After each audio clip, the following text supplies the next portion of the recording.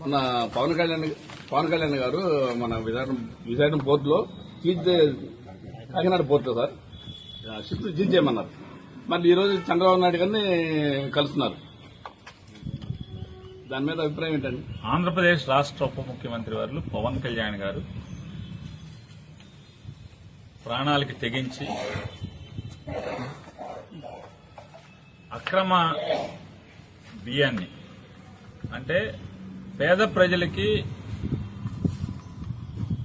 ఆహారంగా వాడుకోవాల్సినటువంటి బియ్యాన్ని అక్రమంగా విదేశాలకు ఎగుమతి జరుగుతుందనే సమాచారం తెలుసుకుని ఆయన ప్రాణాలనొడ్డి సముద్రం మధ్యలోకి వెళ్లి ఒక మంచి ప్రయత్నం చేయడం